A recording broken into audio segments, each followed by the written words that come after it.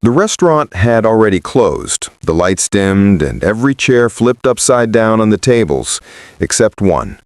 In the back corner booth, hidden beneath the low amber glow of a wall sconce, a young waitress sat hunched over with her face buried in her hands. Her shoulders trembled with quiet, broken sobs, the kind a person releases only when they have run out of strength to pretend they're okay. She thought she was alone. She thought no one would ever see her like this.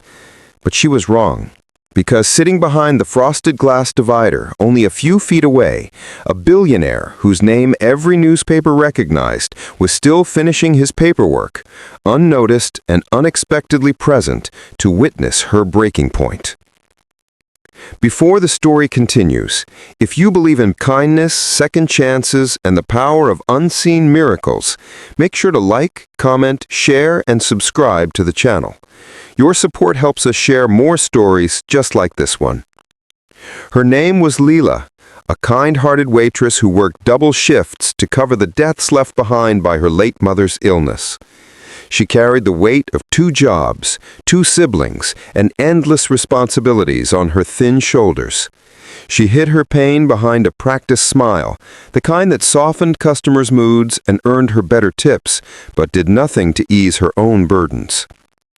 Tonight had been especially hard, not because of rude customers or endless orders, but because her landlord had taped a final notice to her apartment door that morning.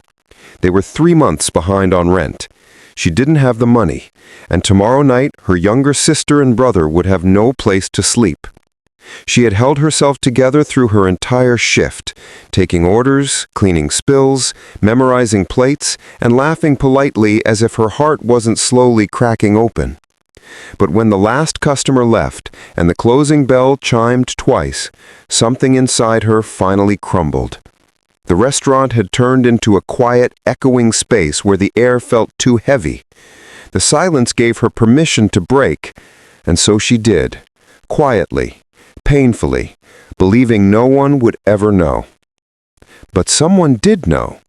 The billionaire was Alexander Grant, CEO of one of the largest real estate development firms in the country. He had slipped in close to closing time, wearing the same navy coat and quiet demeanor he always brought to late-night visits. Most of the staff had no idea who he truly was. He never came with security, never asked for special treatment, never wore expensive watches or flashy suits.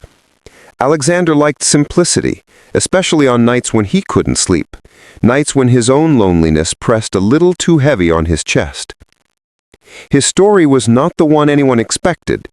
He had money, power, a penthouse with a skyline view, but not a single person waiting to ask if he'd eaten, rested, or made it home safe.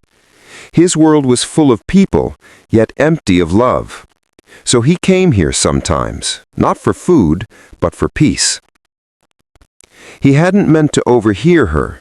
He had been writing notes on a development proposal, sipping cold coffee, lost in thought.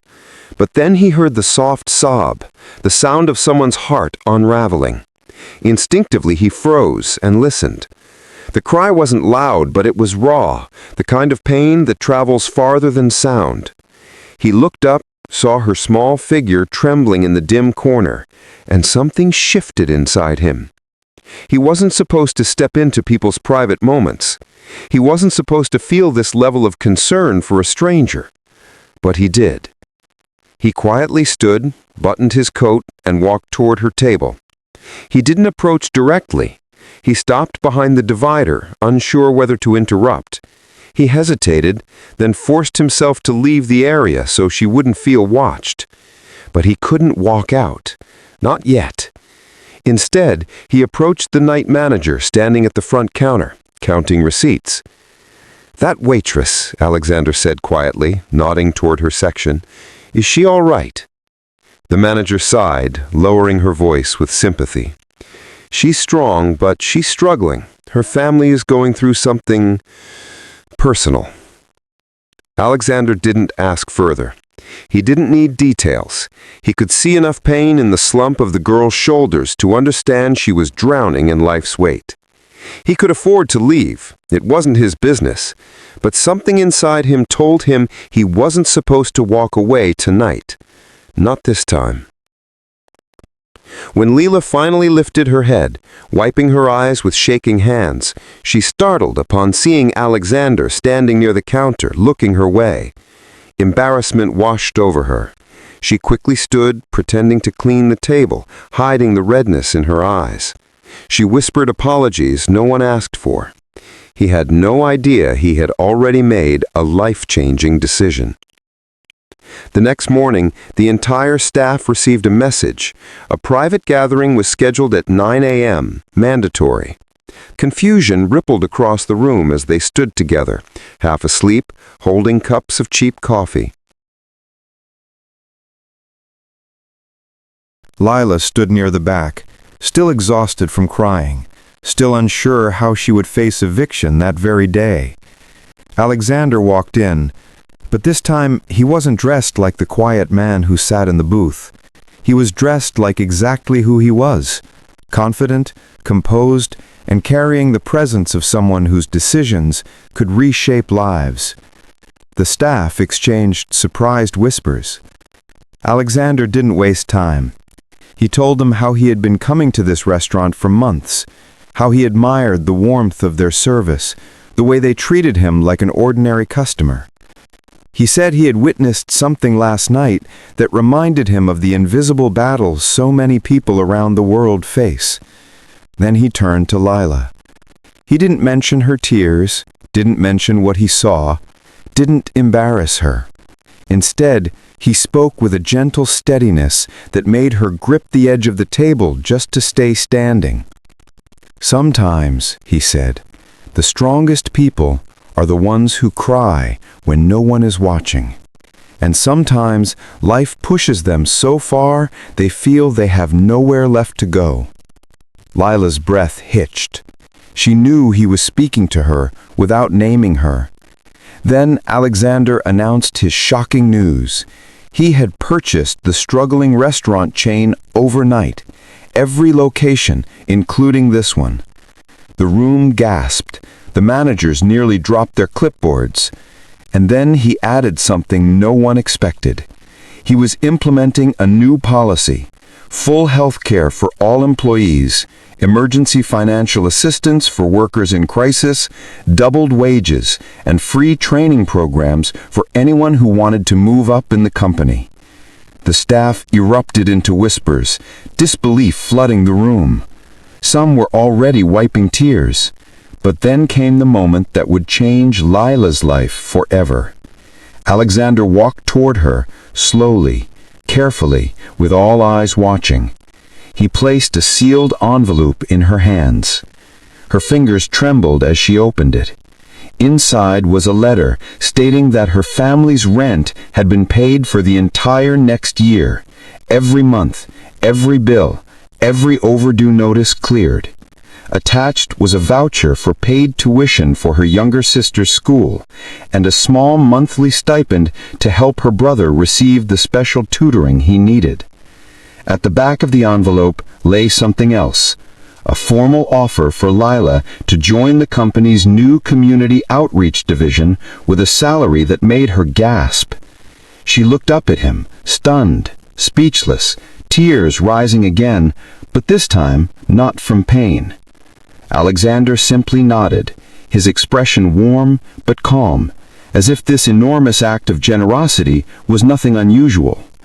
The staff watched in awe, whispering things like, "Is this real?" and "Did he really do all that overnight?" The manager covered her mouth with a hand, trying not to cry openly. Lila tried to speak, but no sound came out. Her throat tightened. Her gratitude overwhelmed her. Through blurry eyes, she whispered a simple, "Thank you." But Alexander gently shook his head. "You don't owe me anything," he said softly. "Just promise that when life gives you a moment to lift someone else, you won't hesitate." And she knew she wouldn't. From that day on, the restaurant transformed. Morale skyrocketed. Employees felt valued, protected, and hopeful. Customers noticed the change in energy, the new glow on everyone's faces. And Lila, once drowning in fear, now walked with confidence, purpose, and a sense of belonging she had never felt before. Her siblings flourished too. The worry lines faded from her face. She smiled more. She laughed again. She rediscovered parts of herself she had forgotten in the chaos of survival. And Alexander? He visited often, still quietly, still humbly. But this time, he didn't sit alone. He welcomed conversation, warmth, and the family-like atmosphere he had helped create. He didn't buy the restaurant out of pity or guilt. He bought it because he realized that sometimes the impact of one moment of kindness can echo through hundreds of lives. Standing in that same booth where she once cried alone, Lila understood something powerful. Sometimes the right person overhears your pain not by accident, but because fate knows you deserve help. Before we reach the ending, take a moment to comment below. What would you have done if you were in Alexander's place? Weeks later, as the restaurant buzzed with life, Lila found herself watching Alexander quietly from across the room. Not as a billionaire, not as a savior, but as a human being who understood loneliness, struggle, and the importance of compassion. She realized that his gesture had not just saved her, it had restored her belief in humanity. And perhaps, in some small way, she had done the same for him. Because sometimes the person you think is saving you is also healing themselves in ways they can't express.